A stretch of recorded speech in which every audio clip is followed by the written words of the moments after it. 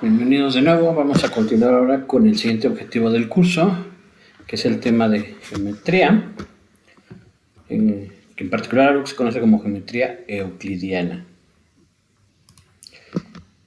La geometría euclidia nace de ideas muy sencillas.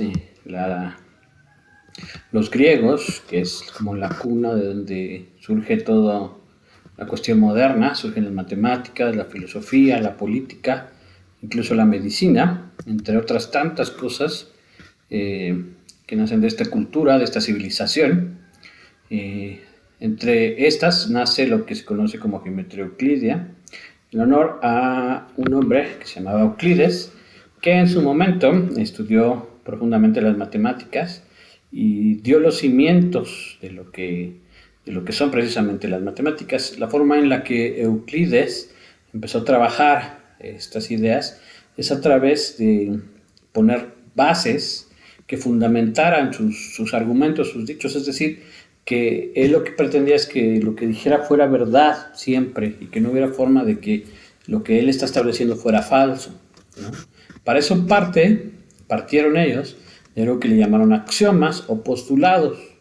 Un axioma o postulado es algo que se entiende que es verdadero, ¿no? De por sí, o sea, no hay algo que lo pueda contradecir, que pueda contradecir que esa afirmación que estoy haciendo sea falsa, ¿sale? Entonces los axiomas o postulados son cosas que nosotros entendemos que deben ser verdaderas y no hay forma de cuestionarlas. Ahora bien, hay cosas que cuesta mucho trabajo definirlas porque se termina rebuscando en nuestro dialecto, ¿no? Por ejemplo, imagínense que yo les digo que es un punto, ¿no? Y ustedes me van a lo mejor dibujar, pues con su pluma van a recalcar sobre una hoja para que se marque y me van a decir eso es un punto, pero la pregunta es, ¿qué significado tiene? ¿No? O qué es una línea, si les pregunto qué es una línea, o qué es un conjunto de cosas, ¿no? Imagínense que les pregunto, a ver, díganme, ¿qué entiende por conjunto? Y a lo mejor alguien me va a decir, pues es una agrupación de cosas, ¿no? Y luego les pregunto, ¿qué es una agrupación? Y por ahí alguien me va a decir, pues es una clase de cosas. Es decir, cuando uno trata, ¿no?, de darle un significado a todo, un significado muy preciso, hay partes en donde termina en cosas muy, muy rebuscadas. Por eso no nos vamos a meter con esa situación, simplemente vamos a quedarnos con las ideas que son bastante claras para todos. Euclides, por ejemplo, pensaba que un punto pues, es precisamente algo que no tiene partes, una línea es una longitud sin latitud, ¿no? Y las líneas están formadas por puntos, ¿sale?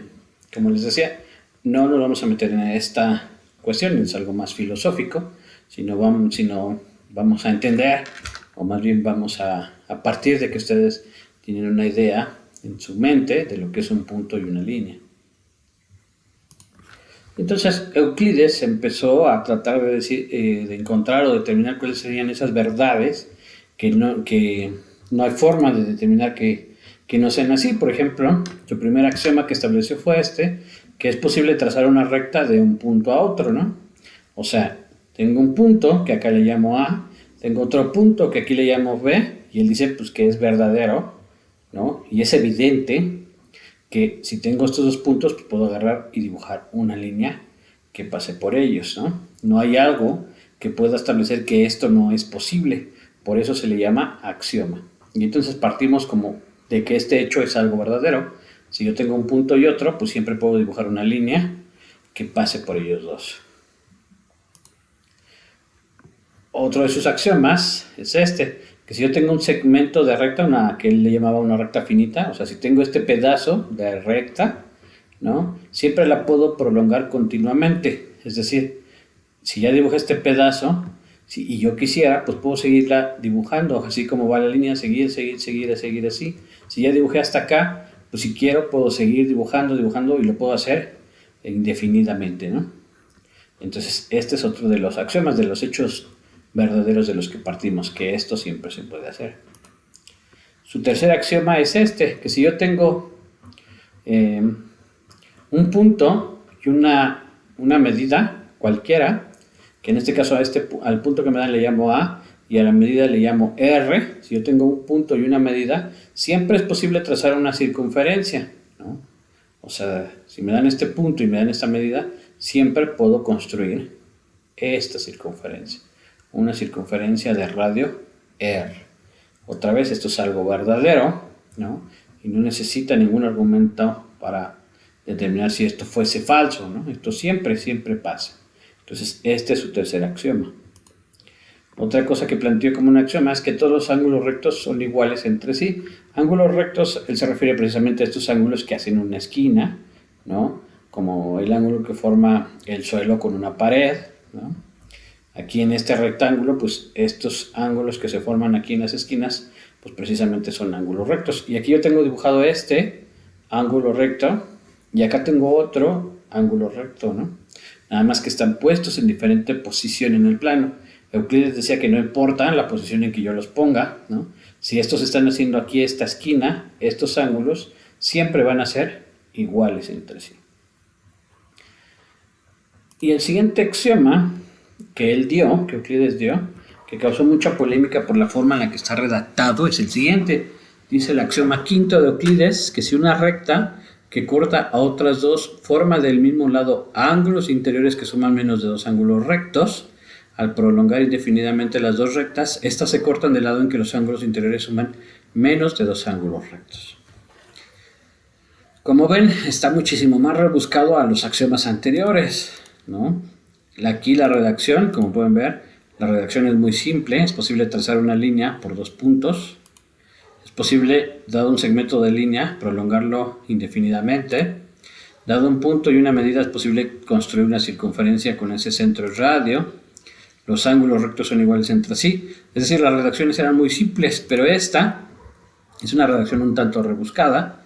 Dice otra vez, si una recta corta otras dos, de forma tal que del mismo lado los ángulos interiores que suman menos de dos ángulos rectos, ¿no? Entonces va a pasar que al prolongar indefinidamente las dos rectas, se van a cortar del lado aunque los ángulos interiores suman menos de dos ángulos rectos. Veamos, suena rebuscado, pero con una imagen se entiende mejor lo que él trataba de describir con este axioma.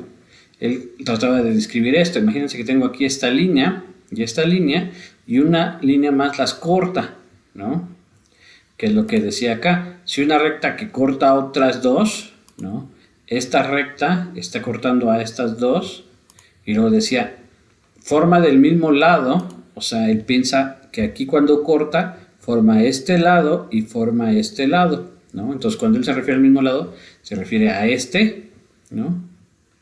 Dice, forma del mismo lado, ángulos interiores que suman menos de dos ángulos rectos. O sea, estos son los ángulos que está formando, y si al sumarlos dan menor que dos rectos, acuérdense que un ángulo recto es de 90 grados, entonces él está pensando que estos al sumarlos dan menor que 180 grados. Entonces lo que él describe es que lo que va a pasar es que si prolongo indefinidamente estas rectas, se van a cortar precisamente de ese lado. Y aquí en la imagen se ve bastante evidente, fíjense. Otra vez, tengo esta línea y esta los corta. Estos ángulos de este lado son los que dan, al juntarlos, menor a 180 grados. Y fíjense cómo se ven las líneas. Se ve que si esta línea y esta línea las prolongo indefinidamente, pues al final se deben de intersectar en algún momento. De este lado no va a pasar porque esta línea se va abriendo y esta también se va abriendo. Es decir, cada vez se van alejando más una de la otra. No hay forma en que se acerquen, pero estas, como estos, este y este, da menor a 180 grados, pues estas al prolongarlas se van a ir juntando. Eso es lo que trataba de describir Euclides con su quinto axioma o quinto postulado. Y otra vez, pues él partió de que este hecho debe ser verdadero. Y si partimos de que este hecho es verdadero, algo que podemos encontrar inmediatamente es lo siguiente. Imagínense entonces, tengo estas dos líneas, ¿no? ¿Qué va a pasar con estas dos líneas? Como este y este suman menos de 180, de este lado, estas se van a intersectar en un punto. Si fuera al revés, si este y este fueran los que son menos de 180 grados, las líneas estarían al revés, estarían inclinadas hacia este lado y se intersectarían de este lado. Pero imagínense qué pasa entonces si este y este no suman menor que 180 grados, sino que suman exactamente 180 grados. Entonces va a pasar que estas líneas, esta inclinación nunca va a existir y querría decir entonces que estas líneas nunca se van a intersectar. Es decir, una consecuencia que tenemos de este quinto postulado de Euclides es que si yo tengo dos líneas, estas siempre van a tener un punto en común o ninguno. Y les podemos dar un nombre. En general, si L y M representan dos líneas, dos rectas, ¿no? Y tienen algún punto en común, vamos a decir que estas líneas se interceptan. Si no tuvieran ningún punto en común, vamos a decir entonces que las líneas son paralelas. Si yo hiciera una representación, ¿no? Las líneas que se interceptan son así como esta, ¿no? Que en algún momento se van a cruzar, o las otras líneas que no tienen puntos en común son como estas, son líneas que aunque yo las prolongue indefinidamente nunca se van a cruzar. Estas se llaman líneas paralelas y estas decimos que se interceptan. Entonces, como pueden ver, aquí hubo históricamente, a pesar de que Euclides construyó el edificio de las matemáticas, basando en esos 5 hechos verdaderos y encontró resultados muy interesantes, muy importantes, hubo muchas otras personas que pensaron que ese quinto postulado de Euclides en realidad no debería de ser un postulado, o sea, no un axioma, sino una consecuencia de los demás axiomas, ¿no? Incluso hubo personas que negaron que pasara lo que dice el quinto postulado de Euclides, ¿no? Algunos lo que hicieron fue tratar de demostrarlo por algo que se conoce como reducción al absurdo, que es suponer que el quinto postulado era falso, ¿no? Y seguir argumentando hasta llegar a una contradicción, a otra cosa falsa, y entonces usar la idea de que si a partir de que era falso llegar a una conclusión falsa, pues entonces tendría que ser verdadero, ¿no? Esa es una estrategia que se usa mucho en matemáticas para demostrar que algo es verdadero. Se supone lo contrario y se llega a una conclusión que debe ser falsa, lo que implica entonces que mi suposición tendría que ser incorrecta y entonces tendría que ser verdadera. Les decía, muchos lo intentaron, pero no lograron en su lugar, ¿no? Al suponer que debía ser falso, encontraron muchas cosas interesantes, encontraron unas geometrías diferentes que se conocen actualmente como geometrías euclidias. Por ejemplo, hubo algunas personas que no se dedicaban a las matemáticas que encontraron una de estas geometrías que no son euclidias, que fueron precisamente los pintores en la época renacentista, en la época del Renacimiento. Los pintores se dieron cuenta de algo muy interesante. Imagínense que ustedes se paran a la mitad de unas vías del tren, ¿no?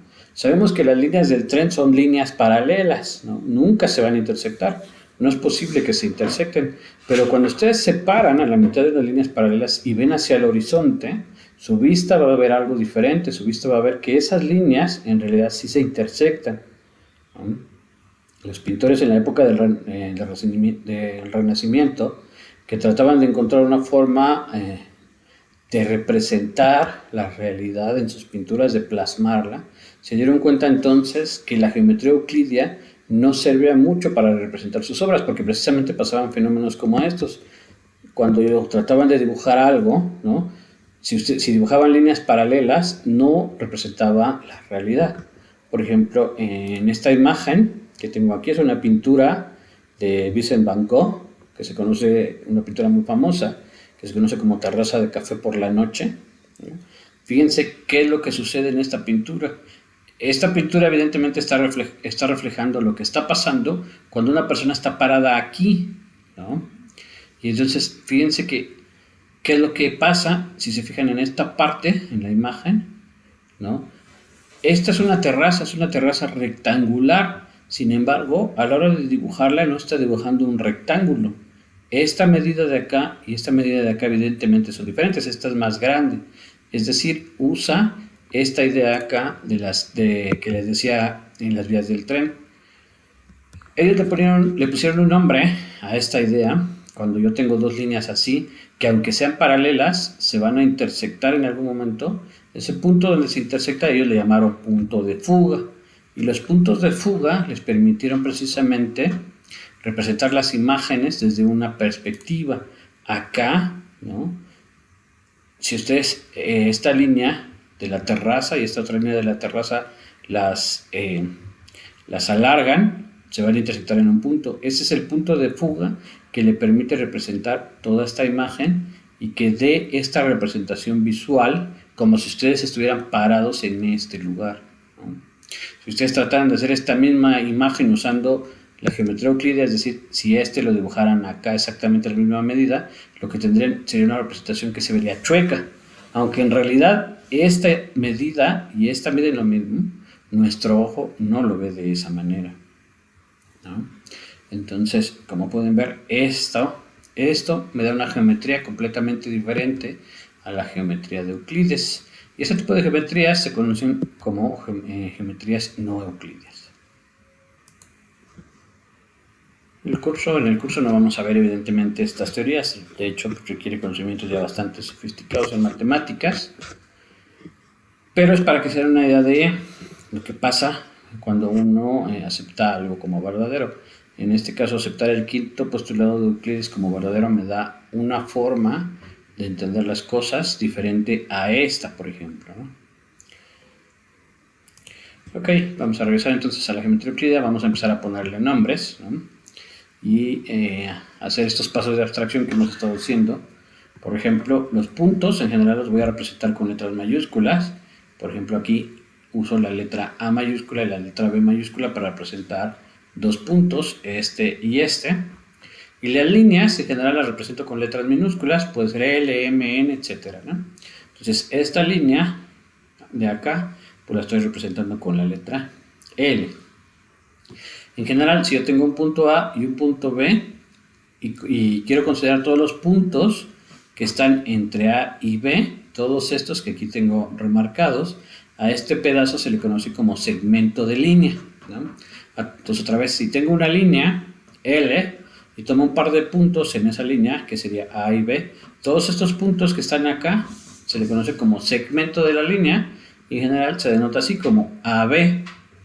Entonces cuando yo ponga AB, lo que estoy representando en este caso es el segmento desde el A hasta B. Son todos estos puntos que pertenecen a esta línea L. ¿Sale? Y entonces, por ejemplo, acá me dicen sea AB un segmento de recta, o sea, estoy tomando este pedazo de línea nada más. Y entonces, un punto C en este segmento que tenga la propiedad de que la distancia de este punto a A sea la misma que de este punto a B. A este punto se le conoce como punto medio del segmento. Otra definición que conocen muy bien es la del triángulo, ¿no? Entonces, el triángulo es la figura que se obtiene al intersectar tres líneas no colineales, es decir, tres líneas que van a intersectarse en diferentes puntos. Entonces, en este caso, la figura que tengo acá, esta de acá es una línea, esta de acá es otra línea y esta de acá es otra línea, ¿no? Cuando se intersectan así tres líneas, esta figura que forman en el espacio geométrico se conoce como triángulo. Y entonces un triángulo automáticamente me da tres medidas en las longitudes de los lados, ¿no? Cuando esas medidas son iguales, decimos que el triángulo es equilátero. Si una de las dos es desigual, pero las otras dos son iguales, se conoce como isósceles. Y si los tres lados me dieran diferentes, el triángulo se conoce como escaleno. Ahora vamos a ver una aplicación de la forma en que entendían los griegos que tenía que hacer la construcción del conocimiento, ¿no? Como les decía, partimos de cosas que creemos como verdaderas, que son los 5 axiomas que dimos. Esos 5 axiomas es lo que es verdadero y todo lo que demás que digamos tiene que ser verdadero porque esos 5 axiomas son verdaderos. Cuando tenemos un nuevo conocimiento, algo que es verdadero, se le conoce ahora como proposición, ¿vale? ¿Por qué es diferente a los otros? Porque una proposición requiere un argumento, ¿no?, que está fundado en nuestros axiomas. En este caso, este es el primer resultado que encontró Euclides. Dice, sobre un segmento de recta dado es posible construir un triángulo equilátero, ¿no? Les sonará bastante sencillo, pero se tiene que dar un argumento de por qué esto es verdadero. A ese argumento se le conoce como demostración. digamos, en este caso, vamos a ver entonces los argumentos de por qué siempre es posible construir un triángulo equilátero dado un segmento de recta. Vamos a ver, entonces comenzamos entonces con ese segmento de recta dado. Ese segmento le llamo AB, en este caso aquí lo tengo dibujado. Este es mi segmento de recta de AB. Y ahora lo que tengo que hacer es entonces construir un triángulo equilátero, ¿no?, con esta medida, ¿sale? Para hacerlo voy a usar ahora uno de los axiomas, ¿no? Uno de los axiomas que da Euclides es que es posible construir, dado un punto y un radio, un círculo. Y entonces, como tengo mi segmento AB, puedo construir un círculo que tenga como centro el punto A y que tenga como radio este segmento AB. Entonces, esto es posible, construir esta circunferencia es posible por el axioma 3, que es verdadero. Ahora, si puedo construir este, también podría construir la circunferencia que tiene como centro el punto B y como radio BA, que es la que escribo acá. También es verdadera por el mismo axioma, el axioma 3. Es decir, de nuevo, tengo mi segmento AB. Quiero construir un triángulo equilátero con esta medida, ¿vale? ¿Qué hago? Primero, es posible, dado un punto y un radio, construir una circunferencia. Ese es el axioma 3. Entonces, esto es posible, es verdadero, lo puedo hacer. Y también puedo hacerlo si parto como el punto B como mi centro de la circunferencia. Entonces, esto también es posible hacerlo por el mismo axioma. Ahora, fíjense, las dos circunferencias se intersectan en un punto. Bueno, de hecho, se intersectan en dos, en este y en este. Me voy a tomar nada más uno. A este punto le voy a llamar C.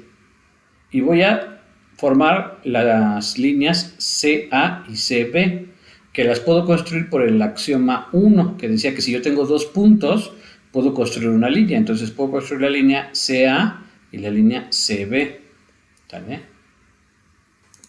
Y ya tengo entonces ahí construido un triángulo. Me falta ver que ese triángulo que construí, en efecto, es un triángulo equilátero. Pero fíjense qué pasa. Este punto C pertenece a la circunferencia, a esta circunferencia. Eso quiere decir que entonces la medida de CA tiene que ser la misma medida que de BA, es decir, este lado y este lado deben de ser iguales. De la misma forma, este punto C pertenece a esta otra circunferencia.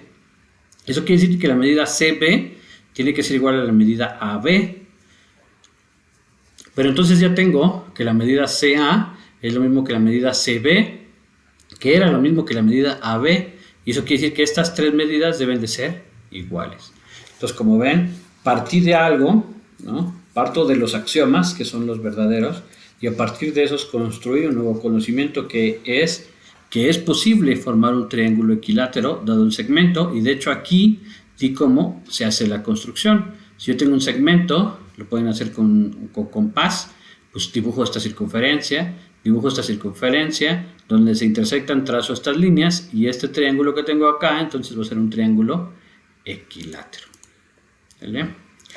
Aquí en este caso, remarque el argumento que acabo de darles, ¿no?, que se los expliqué de forma visual.